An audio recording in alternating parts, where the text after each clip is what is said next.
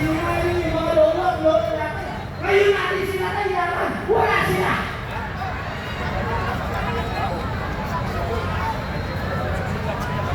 Ngayon, kung meron na makukulang rito, isa lang panalangin namin.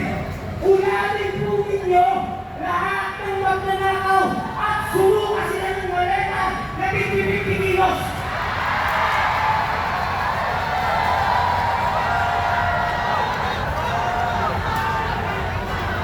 Kaya ngayon, sa social media ninyo, manawagan na tayo sa lahat ng nabubuhay pa ng makukulang.